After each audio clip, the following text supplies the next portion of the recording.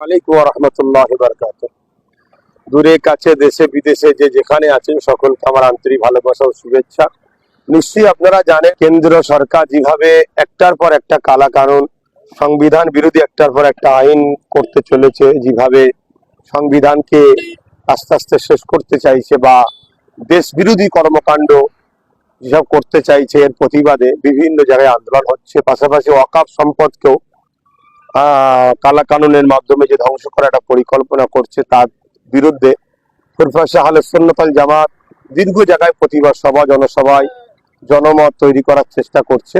আগামীকাল 26শে জানুয়ারি, নিশ্চয়ই দিনটা আমাদের কাছে একটা স্মরণীয় দিন, ঐতিহাসিক দিন। 26শে জানুয়ারি প্রজাতন্ত্র দিবস, অর্থাৎ এই দিনে আমাদের সংবিধান লাগু হয়েছিল। ডক্টর বাবা সাহেব আম্বেদকরের নেতৃত্বে একটা কমিটি বোর্ড দ্বারা এই সংবিধান তৈরি হয়েছিল। সেই সংবিধান 1950-এ 26শে জানুয়ারি এই সংবিধান লাগু হয়েছিল। সেই দিনটাকে খেয়াল করে একদিকে যেমন দেশ বাঁচাও, অপরদিকে সংবিধান বাঁচাও, এই ব্যানারে আমরা আগামী দিন একটা 26শে জানুয়ারি উলুবেড়িয়া কালীবাড়ি চৌমাথা মোড়ে একটা জনসভা ফুরফুরা আহলে সুন্নাত ওয়াল জামাতের পক্ষ থেকে উলুবেড়িয়া শাখা কমিটির ডাকে ব্যবস্থা করা হয়েছে। আমার প্রত্যেকটা হাওড়া জেলার বিভিন্ন জায়গার মানুষ, হাওড়া জেলা উলুবেড়িয়া আশপাশের মানুষ যারা আমাকে ভালোবাসেন, আসুন আমরা সবাই মিলে জনমত করে তুলি।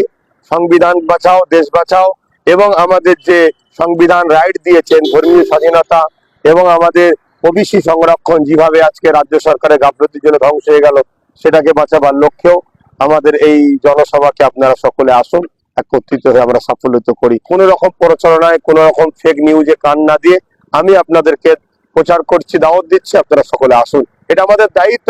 আজ যদি না বেরোই, আজ যদি কথা না বলি, তাহলে কেন্দ্র সরকার যে ষড়যন্ত্র আগামী দিন করতে চাইছে, দেশটাও ধ্বংস হবে, সংবিধানও যাবে, ও আমাদের আগামী দিন যে ধর্মীয় স্বাধীনতা সেটাও শেষ হয়ে যাবে। আশা রাখছি আপনারা সকলে সাড়া দেবেন। সুস্থ থাকেন, ভালো থাকেন। আল্লাহ হাফেজ।